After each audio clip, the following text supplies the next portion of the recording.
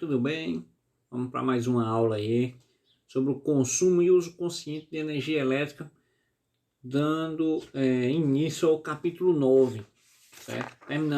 Vimos o capítulo 7, o capítulo 8, toda a questão, a introdução e a questão da energia, da transformação, da produção dessa energia, até chegar nas nossas casas, né?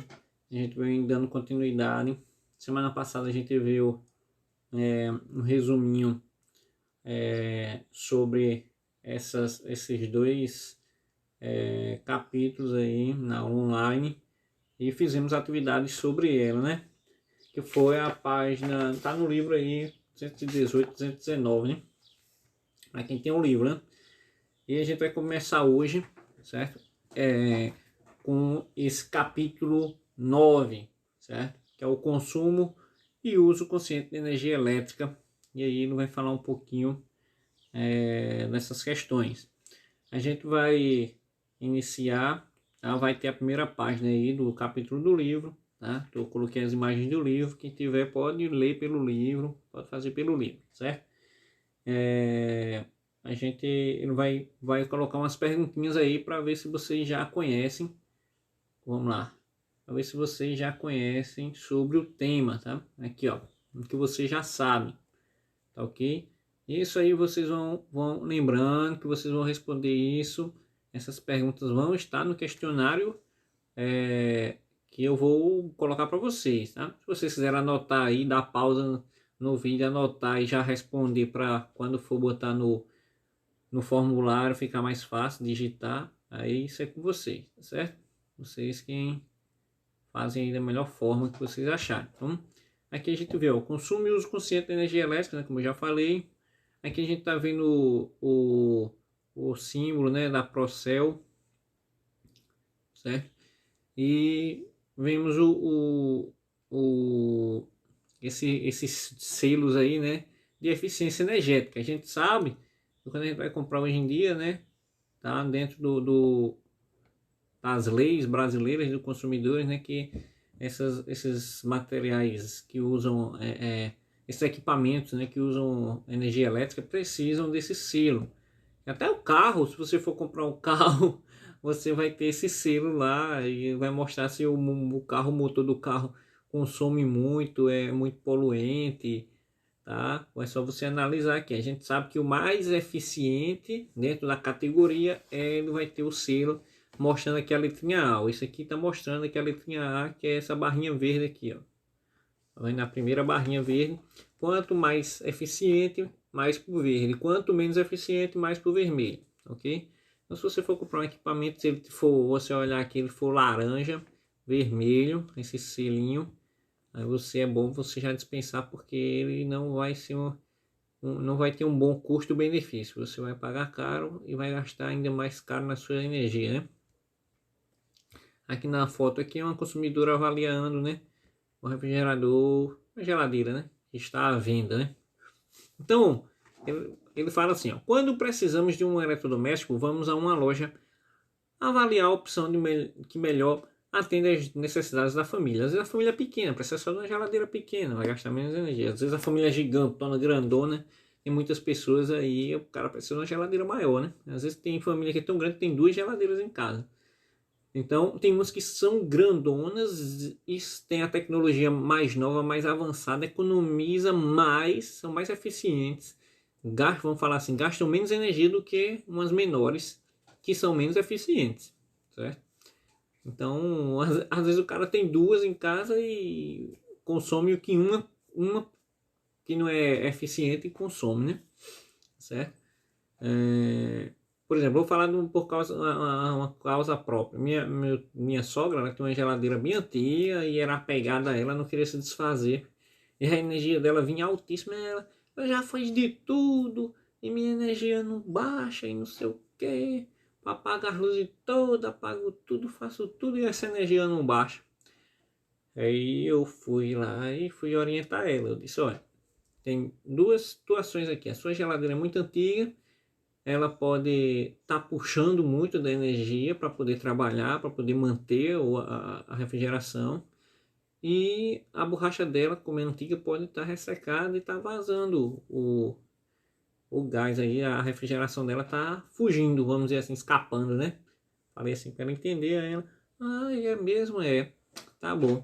Aí eu fui ali com minha esposa, a gente se organizou, e aí a gente, no aniversário dela, deu uma geladeira nova de presente a ela.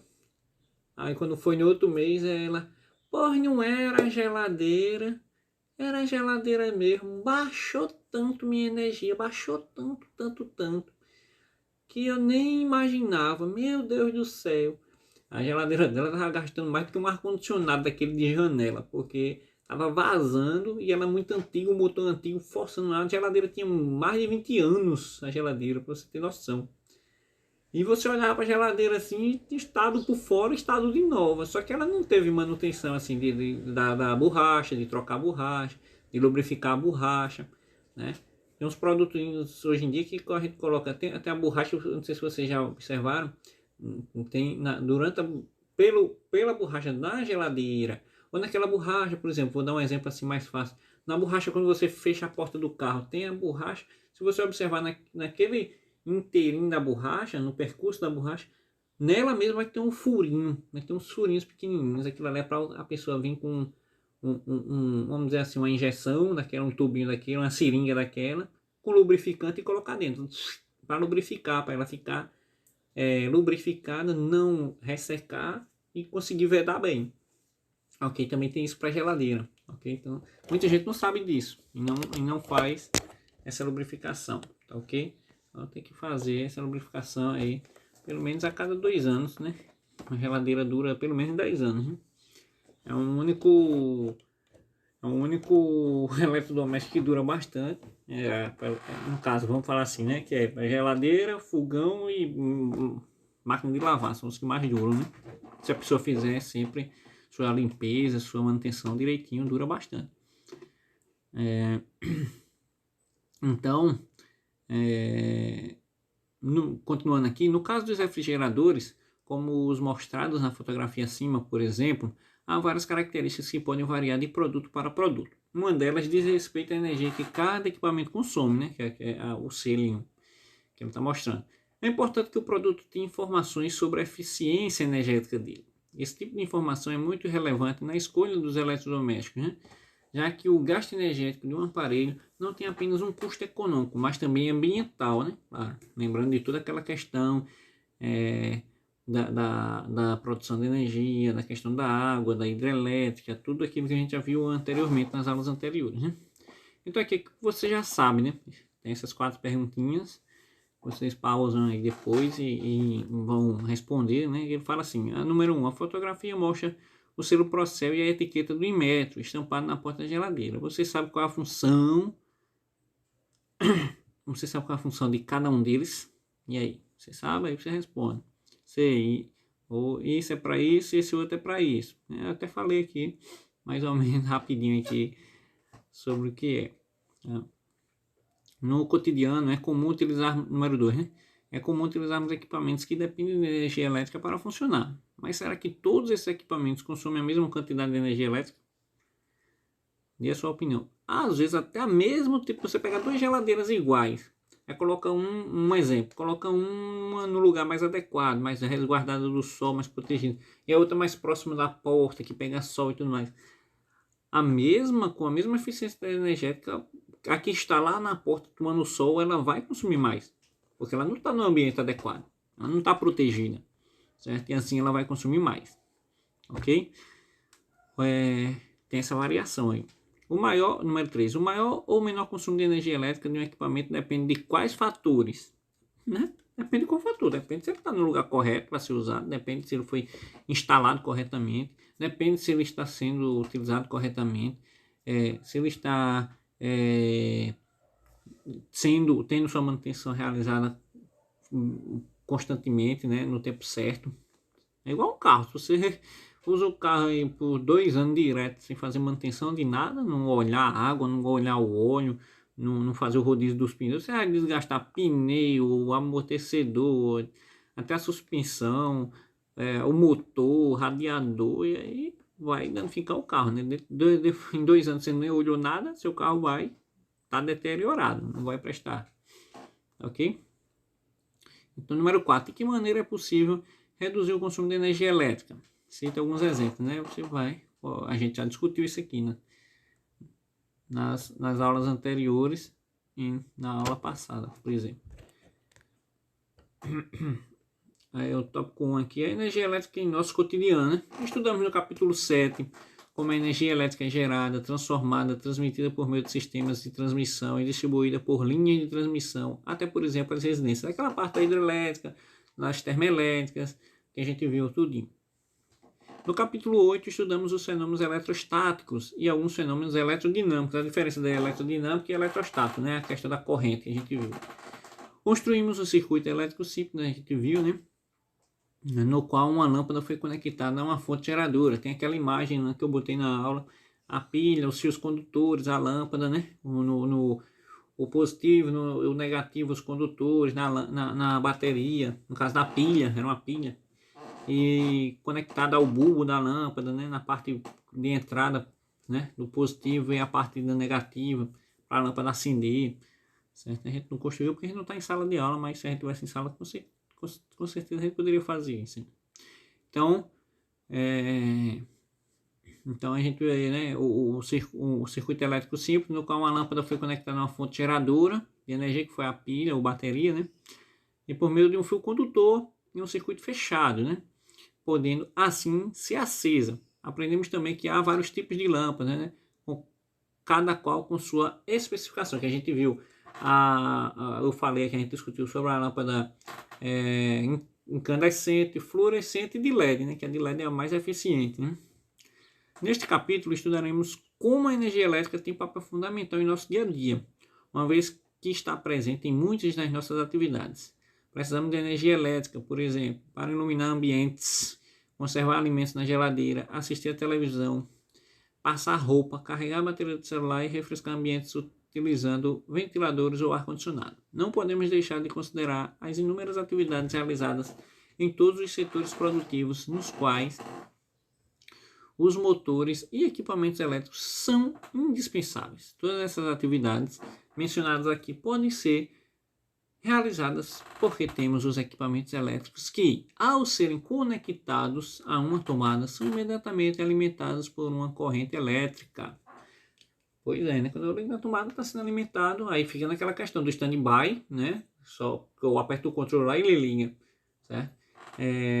Tem gente que, por exemplo, configura a TV, bota a hora e tal, não sei o que, fica sem querer puxar a TV da tomada, porque quando você puxa ela da tomada, desliga ela totalmente, né? Ela sai do stand-by e aí ela perde aquela configuração dela, tá? A hora, a questão ali, ela vai se desconfigurar. Você botou lá de volta. Hoje em dia tem as Smart TVs, que aí você bota a configuração pareada com a internet e quando ele liga, ele conecta, ligou a TV lá na tomada, ligou ela no controle, dentro de alguns segundos ela já identifica a rede, o Wi-Fi, conecta, isso ela não perde, ela conecta já automático, mesmo se desligando a tomada, aí ela conecta a rede e já conecta ali a hora também, já regulariza a hora automaticamente. Então tem algumas opções já que você nem precisa estar configurando sempre que desligar. Então, porque tem gente que gosta de ver lá a hora, né, na TV, ver o canal, tem as TVs hoje que são mais dinâmicas, né, interativas, que aí, de acordo com a hora que está lá na TV, ela mostra o que vai passar, o que está passando, né. Então, vamos lá, dar continuidade, né? Aqui, ó, efeitos magnéticos da corrente elétrica, né? Na primeira metade do século XIX, ao preparar uma aula de laboratório, o pesquisador dinamarquês Hans Ørsted, ele nasceu em 1777 e morreu em 1851, percebeu que um fio condutor transportando corrente elétrica era capaz de perturbar a orientação de uma bússola que estivesse nas suas proximidades. O fio condutor ali com a corrente elétrica, né, próxima da bússola, ele atrapalhava a leitura da bússola, né. Hoje sabemos que cargas elétricas em movimento são capazes de gerar efeitos magnéticos ao seu redor, o que chamamos de fenômeno eletromagnético. Isso tem um campo eletromagnético que a bússola ela fica captando e aí a corrente elétrica próxima interfere, e aí ela não consegue captar esse campo eletromagnético corretamente e fica dando interferência, certo? Isso significa que uma corrente elétrica provoca no espaço ao seu redor a orientação de pedaços de ferro, como se eles estivessem sob a atuação de um ímã próximo. A fotografia ao lado mostra um exemplo desses efeitos. Observando-a, podemos dizer que a corrente elétrica faz aparecer um campo eletromagnético na região em volta do fio, que orienta a limalha de ferro em direções circulares, que envolve esse fio. Aí tem um fio com eletricidade, né, conduzindo a corrente elétrica perto das limalhas aí do ferro, as raspinhas de ferro, vamos falar assim, ali numa mesa ou no chão, e aí ele coloca num determinado ponto. Aí ocorre a formação, tem uma formação no campo eletromagnético ali, né? E aí esse efeito magnético faz esse círculo que vocês estão vendo aqui, ó.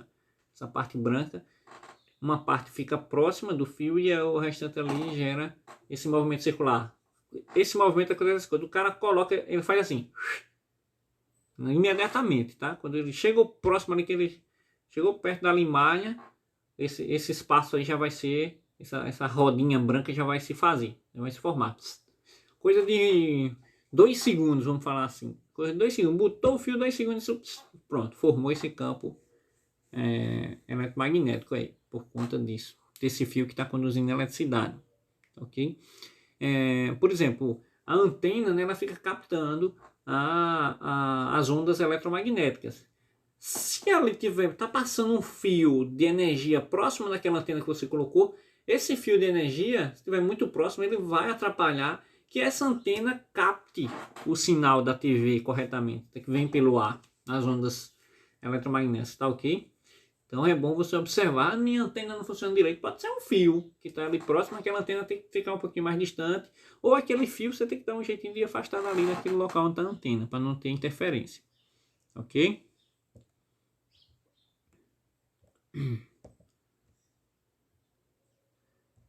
E aqui a última parte para a gente encerrar, né? Fala assim, ó. Com base nos comportamentos magnéticos das correntes elétricas descobertas por Oster, foram desenvolvidos os eletroímãs. Esses materiais apresentam, em algumas situações, propriedades magnéticas, mas não são ímãs permanentes, eles são ímãs momentâneos. Esses materiais são induzidos a virar um ímã temporário, digamos assim, né? Como é o caso dos ímãs em barra, né? Porque muita gente pegava, antigamente estava precisando de um ímã para pegar alguma coisa, caiu assim num lugar difícil, que metal. Aí o cara pegava uma pilha dessa, uma bateria, até que é mais potente, colocava os fios condutores enrolados desse mesmo jeito aí e deixava por um tempo, de um dia para a noite. E aí esse prego aí, esse material, essa barra, fica magnetizada. É o que acontece. Mesmo se ele estiver desconectado desse fio aí, dentro de alguns minutos, você vai conseguir pegar os clips, alguma coisa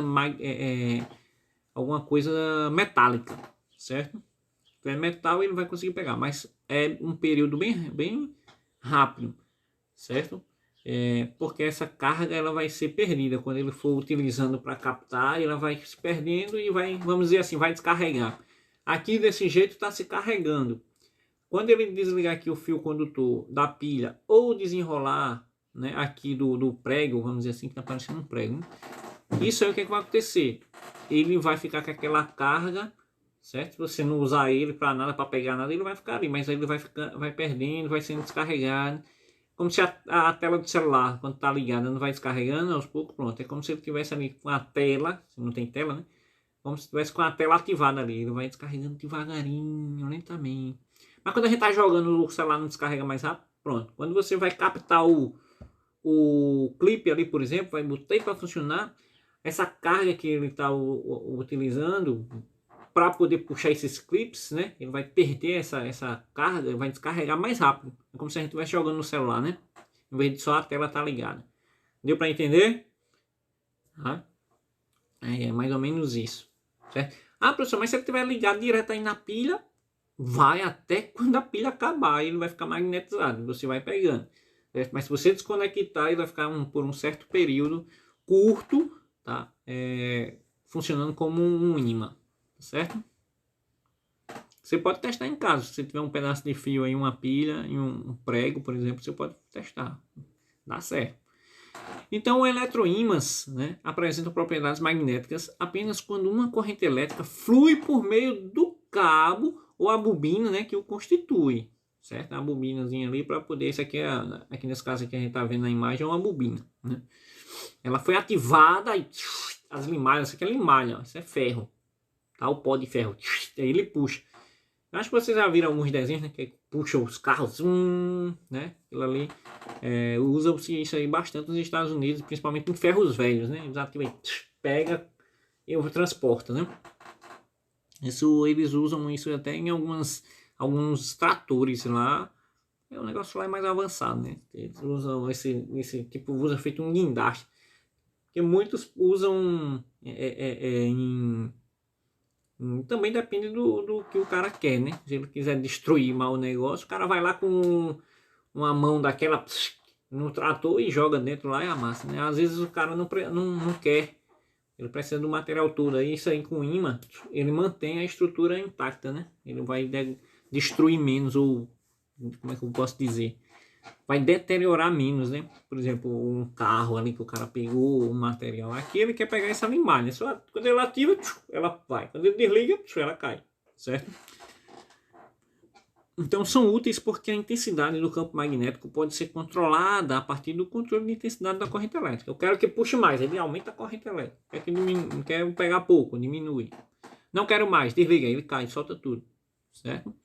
Então, equipamentos e aparelhos elétricos movimentados por motores possuem componentes que utilizam eletroímãs. Os eletroímãs são empregados em diversos equipamentos, como nos motores em geral, nos no-breaks. No-break é para... Ele tem uma mini bateria, e quando cai a energia, para quem não sabe, parece um estabilizador, mas não é um estabilizador. O estabilizador ele vai estabilizar a corrente elétrica, para não... Às vezes a corrente dá alta e baixa, e aí ele equilibra. Seu equipamento ali, sua TV, seu ventilador, ele não vai ficar morrendo por conta dessa baixa. O estabilizador ele equilibra a voltagem, né? E o no break é para, se faltar energia, ele segura ali para você ter tempo de desligar tudo. Que hoje em dia os computadores, né, quando ele se desliga, ele já tem uma proteção para não queimar. Os computadores são mesmo, e os no breaks foram inventados para isso, né, para não queimar os computadores. Porque antigamente dava queda de energia, os computadores mais antigos não tinham a fonte correta, assim, não tinha essa tecnologia, e desligava e você perdia os trabalhos todos, não salvava, queimava o computador, e aí por isso foram criados no breaks. Mas aí serviu por pouco tempo, porque evoluiu a tecnologia e eles melhoraram os computadores agora, se faltar energia, ele se desliga, salva tudo, né? E você não perde depois que voltar a energia. Então é por isso que os no breaks foram utilizados por pouco tempo, né? Mas tem gente que tem medo ainda, usa em casa, usa nos escritórios por aí, ok? Então, esses no breaks, né, são utilizados principalmente para proteger aparelhos eletroeletrônicos, né?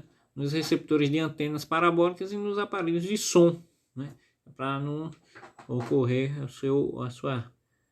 sua queima, né? Desse aparelho, que, por exemplo, o som não tem um equipamento, não tem a proteção que a TV tem, não tem a proteção que o computador tem, o notebook, a geladeira, certo? E aí o que acontece? A pessoa coloca lá no som, mas o som você pode deixar desligado na tomada, você só liga quando precisar, né? Caso ele está ali funcionando e falta energia, uma vezinha provavelmente ele não vai queimar não. Como se você tivesse puxado a tomada, ele não vai queimar, certo? Então, pessoal, a gente fica por aqui. Nossa aula de hoje foi isso. E posteriormente eu mando a atividade. Lembrando que lá no começo aí do vídeo que eu fiz, aqui nessa aula de hoje, tem já 4 perguntinhas que vão estar lá na atividade, ok? Então, se vocês quiserem já anotando, quando eu mandar o formulário, lembre, quem tiver com a atividade atrasada, realizar, tá? Vai lá, entra no grupo, vê qual a atividade, vê se faltou alguma, dá uma analisada, porque essa semana a gente está fechando o bimestre, tá ok? Então, com as atividades é que vão valer a pontuação de vocês, tá certo? Então, quanto mais você tiver, maior a sua pontuação. E daqui a alguns dias a gente volta, né, presencial, se Deus quiser. Tá faltando pouco. E um abraço para vocês. Fiquem com Deus.